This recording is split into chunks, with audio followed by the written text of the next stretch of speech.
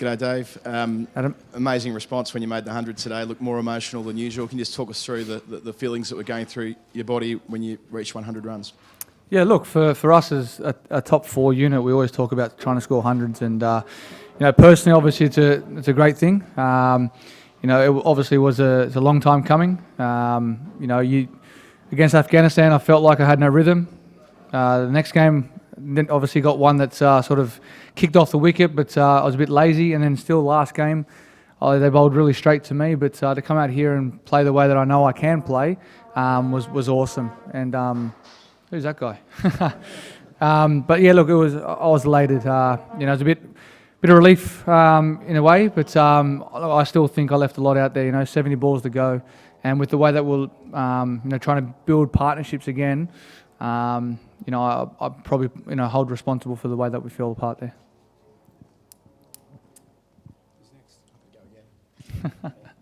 Go ahead. Right, first congratulations, your 100. Thank you. You have played today your typical uncharacteristic inning because you always play in the beginning with the big shots. So it was planned or just according to the situation and wicket and bowling? Because we have a thought that Pakistan bowlers, they have not bowled according to their plan. Yeah, look, I thought that wicket was going to be sort of like a test match battle. We knew obviously two guys up front were going to swing the ball, especially away from me.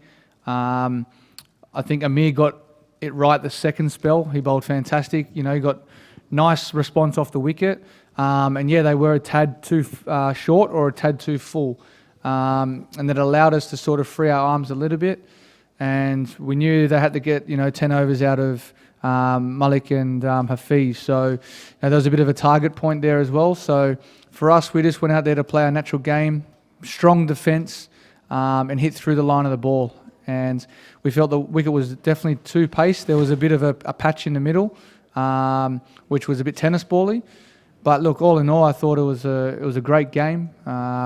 We left a lot out there, I think, with the bat. And with the ball, I felt that Pakistan got it really right in that second sort of spell. Dave, it's been a while. Can you talk about the emotion of the last month or two for you just coming back into this squad and then, I guess, capping it off today with a century, but more so the last 2 months? Yeah, for myself, it was obviously getting back to the normal routine of training, high intensity. Our fitness levels have to be spot on when you're in this Australian cricket team, and I felt like I did a lot of hard work in my time off to get right. And then coming back in, that soreness that you normally get, I put a smile on my face. I had a little bit of a strain on my glute, and I think that was just purely based on getting back into it and getting back in the mojo of things. And look, it was just great to be back in part of the team. David, did you ever think about not coming back to international cricket after what happened? And what sort of kept you going, particularly in those early few months when probably going through some dark times, I guess? I was always coming back to international cricket if selected. The thing that kept me going was my wife and my kids. Got great support at home, my family, and my wife is just she's just my rock. She's unbelievable. She's determined, disciplined, selfless.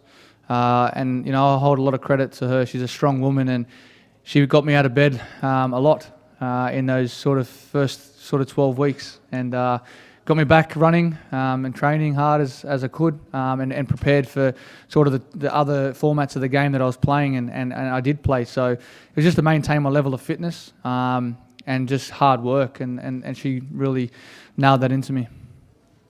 David, we saw Steve and Cameron give a couple of interviews during their time away. You chose not to. Can you explain why you didn't take the same route as them? I was just focused ahead, and that was my own thing. I was just focusing on playing the next game that I was playing in, training as hard as I could. I didn't need to say anything. What was said back in those press conferences, and now it's about looking forward. I'm excited to be here. Obviously, we've a couple of games in now. Good to get a win on the board, and we move forward. Looking forward to Sri Lanka at the Oval. David, obviously there's still a lot of treatment coming from supporters of other teams. It's happened early in the tournament. There may be more to come when England and South Africa potentially face you. How are you dealing with all of that? The treatment of... From like boos and things like that from the crowd? Oh, the boos and we don't really hear that when we're out there. You know, at the end of the day, we're out there to do a job, and you know, for us, it's you know, for me, it's just try and score runs and have a lot of energy in the field. And look, it's water for ducks back. You get it all the time. I've had it my whole career, and you know, it actually eggs us on a lot and makes us knuckle down and try and score more runs, if anything. David, you said that you always wanted to come back to international cricket if selected, and then you talked about the emotion of reaching three figures today. Was there ever, in your darkest days, do you think you might not get the chance to make hundreds for Australia again? Yeah, definitely. There was always that going through my mind, and I think that's what drove me to keep, you know, being as fit as I can, keep scoring as many runs as I can in the 2020 tournaments that I was playing in. Grade cricket, really enjoyed going out there, and we used regulation balls back in Sydney, and that was a challenge in itself to get used to that.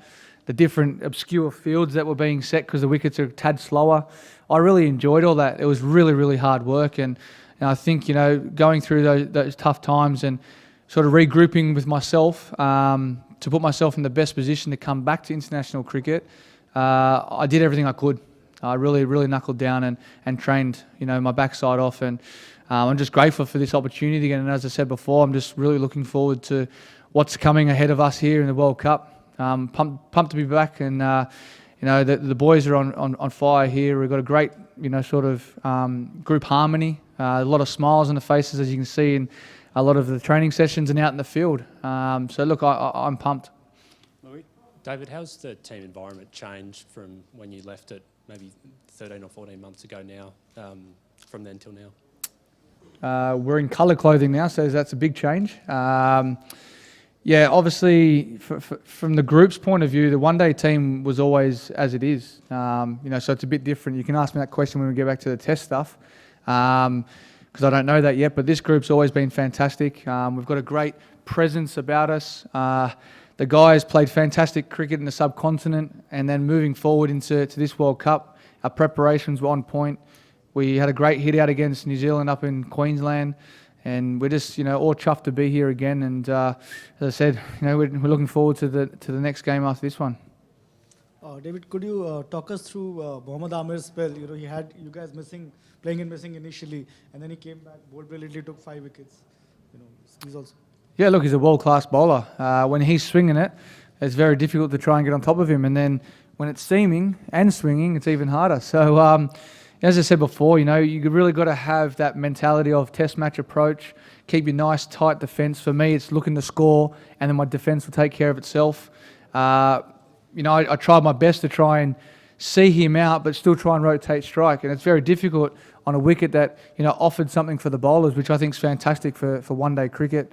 The ball stayed hard out there as well, which was great, and allowed them to sort of regroup and come back into that contest. And they didn't make that mistake again. And as I said before, credit to the way that Pakistan came back after that first sort of spell. David, could you just talk to us through the transition from the first 2 long innings that you've played in this World Cup to now, where earlier probably you would have hit the fielders more often than you would have liked to now coming in the most difficult conditions and finding gaps as often as you did?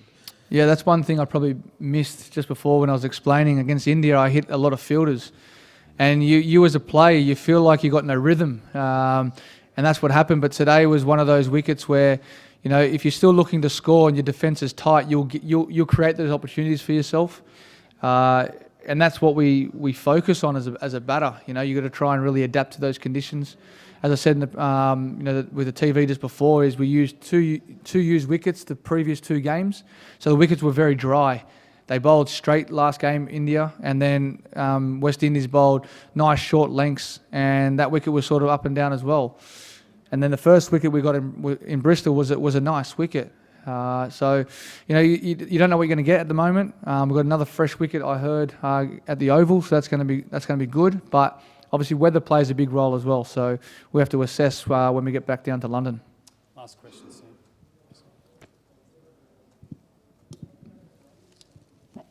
Only one. Last one. 2 in 1. 2 in 1. You see Candice tomorrow. How special would that be to after what happened today, to see her and your 2 little girls again? And one more, have you spoken to any Big Bash clubs yet? I'm really looking forward to seeing the kids and the wife.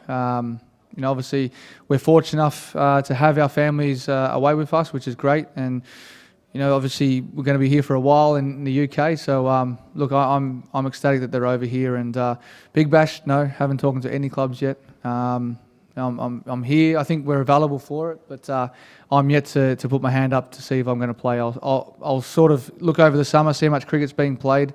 We've got obviously this World Cup to get over first and then Ashes, so I'll have to think about that hardly. Thanks, everyone. Thanks, guys.